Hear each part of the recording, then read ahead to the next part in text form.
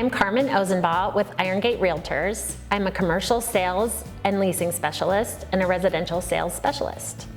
And I'm Mark Myers with Union Savings Bank, both a residential and commercial mortgage lender.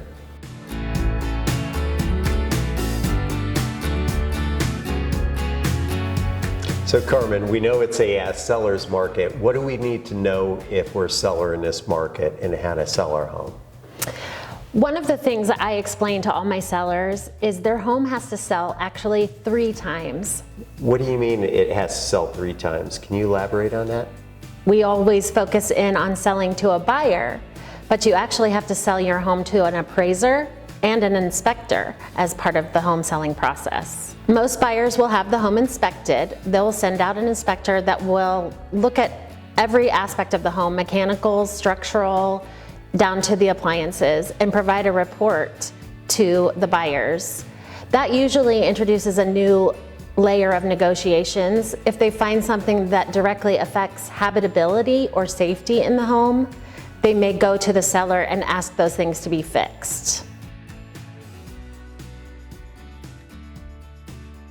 Interest rates and financing are on everyone's mind today. Mark, what do you and Union Savings Bank do to help people with today's challenges? Well, I think, with the interest rates increasing from, I remember January of 2021 from about 3% now to about 6.25%.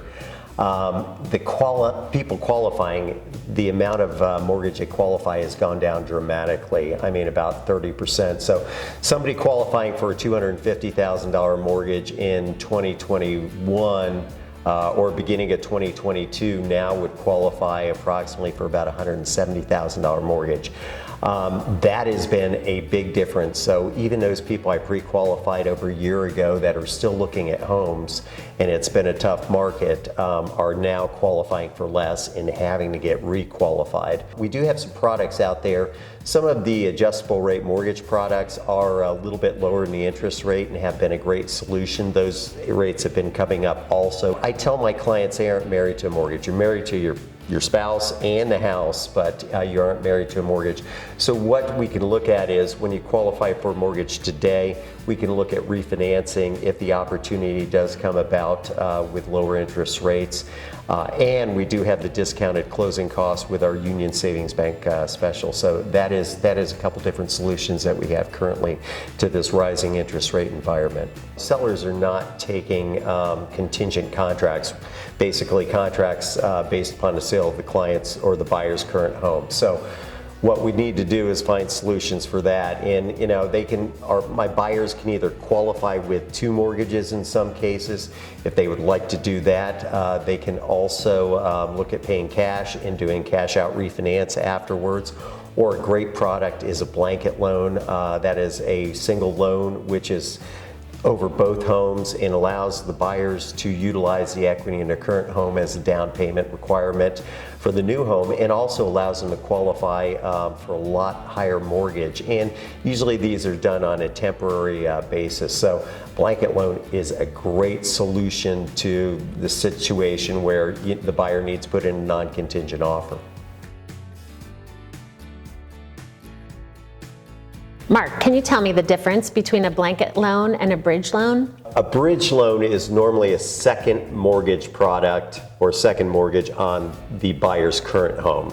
So it gives them a down payment and allows them to put a down payment on the new home, and the new home also has another mortgage on it. So the buyers can end up with actually a first mortgage, the bridge loan on their current home, and a new mortgage on the new home, so 3 mortgages. Whereas a blanket loan is one loan over both properties, so it pays off the current mortgage and the equity in the current home is used as a down payment on the new home. So one loan for the purchase price of the new home, paying off any mortgage on the current home. Does that make sense? Absolutely. That's a great flexible product. Mark, the blanket loan product sounds like a great option for buyers in today's market. When they're having multiple offers, either being able to come to the table with cash or being able to come to the table with an offer that is not contingent on selling their home really gives them an advantage. Share with me some of the ways, top ways your buyers have been getting their offers accepted more with the sellers. So the way that I coach my buyers to appeal to sellers in today's market is number one, offer price. We are seeing more than ever homes selling at their asking price or over their asking price. So buyers need to be aware that we're making offers very close to, if not over, what the seller is asking in today's market. We typically see conventional loans, FHA loans, or VA loans. And in most sellers' perceptions, VA and FHA loans require a few more hoops for them to jump through in terms of the process than a conventional loan. So typically we'll see sellers accepting conventional loans over FHA and VA. I'm noticing the same thing myself. Is there any other techniques or things you do personally that help your buyers get their offers accepted more often? Absolutely. I try to find out from the listing agent different ways we can appeal to the seller besides price. What if the seller needs to stay in the home an extra 30 days? What if the seller needs to close quickly because they've already purchased another home? If I know these things going in, my buyer can put that in their offer up front. The other way that we try to appeal to today's sellers is by offering an appraisal gap or an appraisal guarantee to guarantee the difference if it should what we call short appraise. If the appraisal comes back lower than the value they've offered to purchase the home for, the buyer can offer to make up that difference in cash. That's very appealing to sellers. A low inventory creates high demand on the buyer side, obviously more buyers than sellers. That causes prices to trend higher as well. I encourage my buyers to shop in a range that allows them a little extra cushion to maybe go in over asking if there's a multiple offer situation, or to offer an appraisal gap or an appraisal guarantee. Let's say you're going to buy a $200,000 house. Your lender will send an appraiser out before we close to make sure that that house qualifies for that value. If the appraisal comes back at $175,000, let's say, there's a $25,000 difference in the amount the bank will or the lender will loan you for the home and the price you've agreed to pay for the home. A lot of people don't really understand who the appraiser works for. Can you elaborate on that, Mark? Absolutely. So the appraiser works for the bank and not for the buyer or the seller. Now the buyer gets a copy of the appraisal. The seller normally does not, but the appraisal is done for bank lending purposes to support the value of the home. Okay, can you give me a little background on appraisal gap and an appraisal guarantee? Absolutely. An appraisal gap is where the buyer steps out and says they will pay in cash any difference between the appraised amount and the amount they've offered to pay for the home. So in this case, you would get your loan for $175,000 and you would pay $25,000 to the sellers in cash. Okay. That's an appraisal gap. That's directly on the contract, correct? A maximum appraisal gap, yes, normally? It's an addendum to the contract. Okay. There's just usually a separate appraisal gap addendum attached to the contract. Okay. An appraisal guarantee is really the same thing, except they're saying they'll pay any difference in the appraised amount and the offer price. So let's say there was a huge disparity between the $200,000 you agreed to pay and the appraisal came back at $150,000. Okay. If you have offered an appraisal guarantee, you are responsible to pay the sellers that difference in cash, the full difference, no matter what it is, if it's $100,000 or $50,000. But an appraisal gap, you tell them how much you're willing to make up the difference. So you can offer a $5,000 appraisal gap or a $10,000 appraisal gap.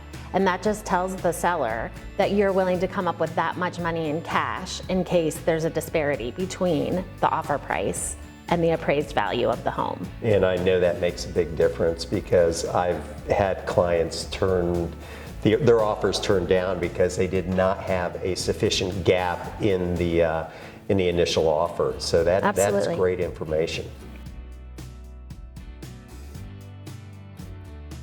This last one I try to discourage as often as I can, but it does happen sometimes, and that's waiving inspections.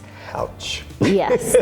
One of the big contingencies that's in almost every offer is that the buyer has 10 to 15 days to inspect the property from stem to stern and make sure they're aware of all defects going into the purchase. You are able to waive your inspections and buy the home without knowing this information, and many buyers are using that as a leg up to get an accepted offer from the seller. I really discourage it unless you're a very handy person or you're just very knowledgeable about the mechanicals and structures of a home and can make those repairs yourself or feel very confident about making those types of repairs. Most mortgage originators only do residential loans. Is there anything you can do to help my commercial buyers? Absolutely. You said it directly. Most residential mortgage lenders don't do commercial loans. Union Savings Bank actually allows me to do commercial lending, and what we do is it's a whole different area. We do 5 or greater apartment buildings. 5 units? 5 units, correct. 5 units or greater. So anything under 5 units, 1 to 4 is normally done under the residential side. Commercial is a little different in a way that the borrower has to qualify along with the property itself. So we look at the property and weight that a lot as far as the income on the property. So a little bit different there, but I can help your buyers certainly on the commercial side. There are a lot of investors out there that will buy multiple single-family homes or multiple duplexes or quadplexes, fourplexes, right? So I think the way we do that is, the same way we would do a regular mortgage, right? Each property has to be looked at individually and... Correct. And I think one of the advantages when we're working with a multi-investor, somebody that buys multiple investment properties, is that once you get them into the system one time and have all of those finances, it's easier to move on and get a familiar financing aspect on that investor. So Mark, can you tell me exactly what a portfolio loan is? Absolutely. A portfolio loan is basically a loan that we service ourselves loan on. Most loans are packaged and sold to Fannie Mae or Freddie Mac or insured by VA or FHA or USDA. They're packaged up under certain guidelines and sold off. And portfolio lending, we actually loan it in-house. It's a make sense lending where we aren't stuck with the guidelines given to us by government-sponsored entities like Fannie Mae or Freddie Mac. Great programs. If it makes sense to do, we normally hold it in-house on a portfolio loan. Blanket loans, a portfolio loan, our commercial and construction loans. We've got a few other products under the portfolio umbrella that really help buyers that cannot find a solution within the standard conventional FHA or VA guidelines or are looking for commercial lending. Great. I like how flexible these options are. Thanks everyone for joining us, and we hope you're wondering how to reach out to us. For more information, please reach out to us directly or check out the information at the end of the video.